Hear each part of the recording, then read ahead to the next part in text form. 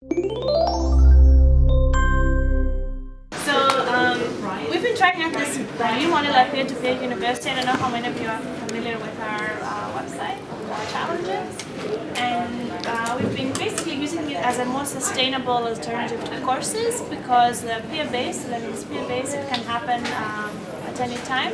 And we're trying this new model, integrating like game-based learning, project-based learning to make it really engaging and sustainable at the same time. And we're doing this today actually to test if it works outside of our school of Webcraft, where we have been testing it so long. So we want to invite all of you to bring your ideas of what you want to teach others or what you want to learn, and basically hack our model and make new challenges. So that's where we come from. What we were thinking of doing is actually we want all of you to find somebody you have not met yet in this small space, and write down in 3 post-its what you want to get out of this session today. So our post-its, beautiful purple ones. So find somebody you don't know and put 3 post-its on the wall of what you want to get out. Perfect. I think we don't have to move.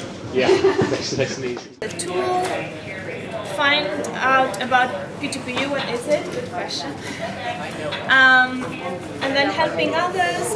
I understand motivations for taking non-credited courses, learning through challenge, how to make small quantitable pieces out of a complex problem for a challenge. Does a basic template blueprint work? Creating a P2PU challenge, scaling for language barriers, how broad can challenges be, great. A design challenge for Hackasaurus, EduPD sessions, so professional development sessions, how the assessment works, can you teach traditional filmmakers how to design, break down the narratives for gaming. Looking for resources, tutorials to help students outside lesson time, learning more about how to engage the community, how to spin off a P2PU initiative in an organization, learn more about P2PU.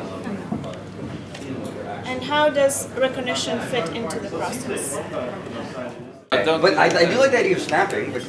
You have okay. Beat poetry. All right, yes. Okay, your time starts now. You have 1 minute. So you want to learn how to make web native video. All of you people living around the world taking this P2PU class, go to your favorite part of town and film yourself or a friend singing a happy birthday. And then you're going to use web-made movies. That's rights managed. That's right. Oh, God. Okay, we'll have you sing a CC licensed song. Very awesome. Never heard of. Yes, never heard of. And if you live in a part of the world that speaks a different language than English, then sing it in that language.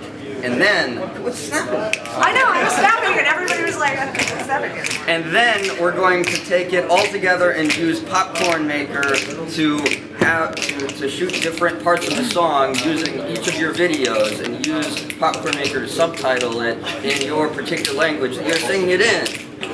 Web native! Well done. Okay, team number 2, are you ready to battle? Wait, who's... Your time has started. Man, the clock's ticking. Am I supposed to be rapping or something? And put your own touch. Yo! You want to know how to travel the world for free, man? Dude, I'm all up for that. And you're going to do it by geeking out, and you're going to be playing a Foursquare game that you have checkpoints around the world.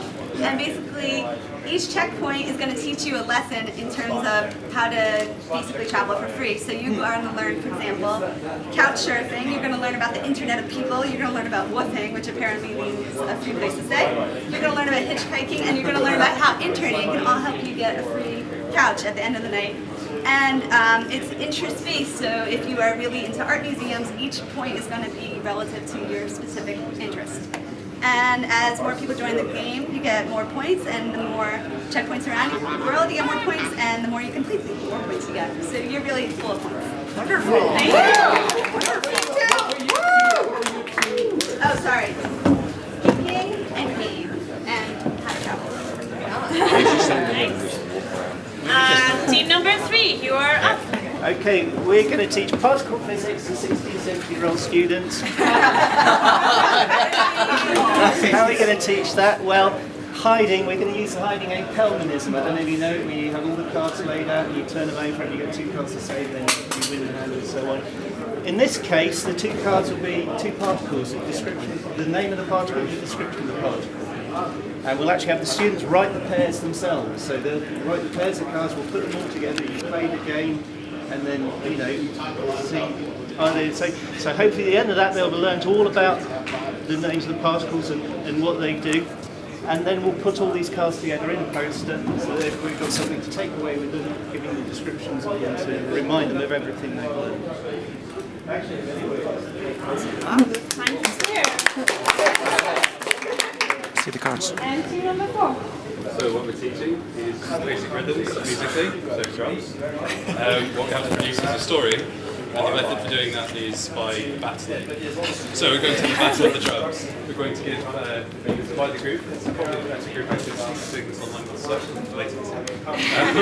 So we're going to give the 2 teams, we're going to divide the group into 2 teams, give them each a basic rhythm, and then they have to come up with a backstory to why they're fighting the other team. And they have a battle between the 2 sides. You give them complementing rhythms so that by the time they finish playing, they've created something which goes together, but they're still battling, so they've got to be better. And they tell the story at the end, and that reminds them of the lesson. And everybody's sitting drums. Sounds like fun.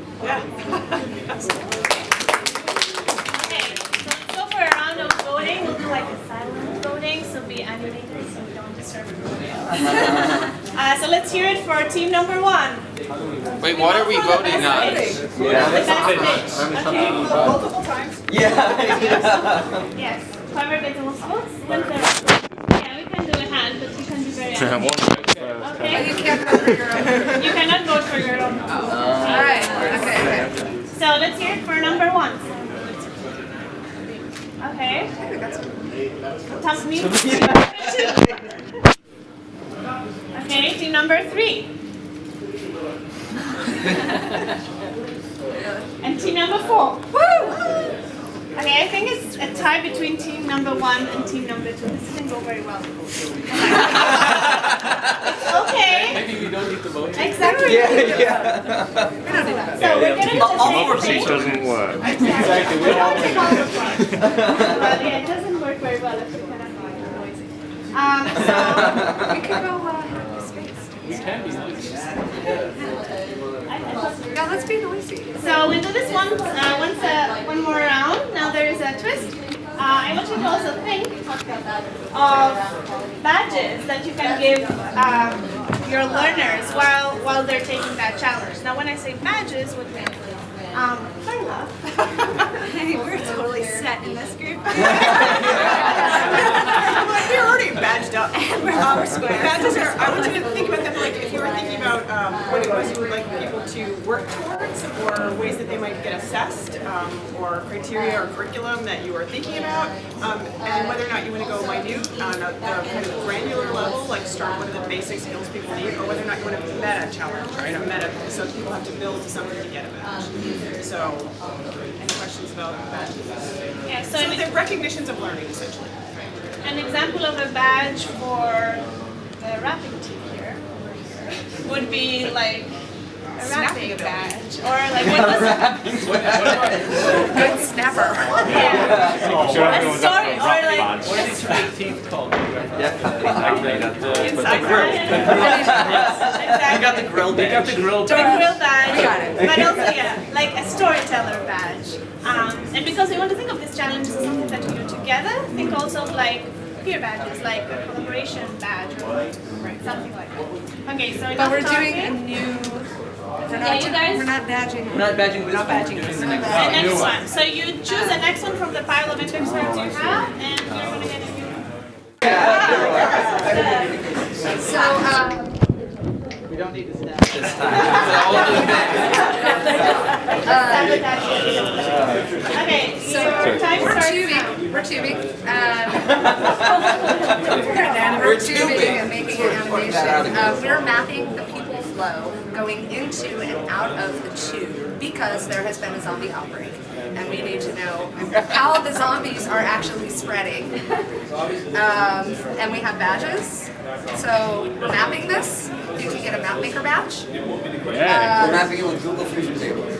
Yeah, we plan this all out. We're animating the Google flow. That's important because we have this card.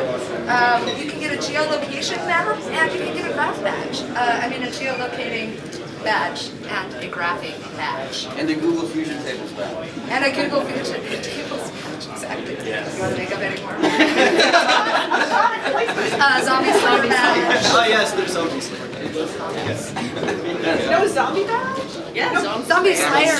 Oh, okay. Zombies don't want don't to care about badgeify badges. someone They for care about being a brains. zombie. That's all they care All about. they did was get bit. They didn't do anything. That was Okay, time is up. Thank you very much. How to do light painting photography with decoding images to understand the message that is hidden into it, and we want to do this in an interactive show.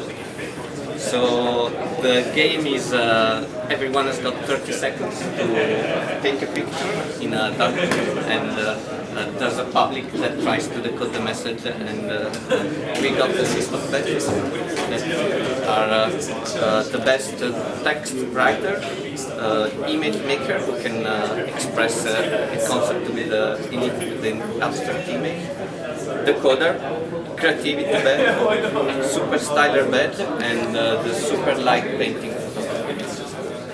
We're using land art and debating to make an app. I don't know what to do, perhaps I'll rap. That's as far as I've got. So basically, land art is about, it's a post-1960s movement. Can I have the spiral, please? And basically, one of the things that you gain badge for is having been to the land art. That's one. Can I have that one as well, please? So that means I've been to 2 pieces of land art. I'll have the 2 other ones there. And if you've been to 2 pieces of land art, what we have are 2 other apps. The first app is a debating app, which is based around the concept of getting the content such as pictures and taking films, and then the idea is then that people curate that content and bring that content together, and this involves building that content up, and then once the content is available, it's published to another app where people can ask questions, which gives you another badge, and then because that makes me look like the Riddler, I made a Joker badge. yeah! So I got open governance course, so how open communities should work.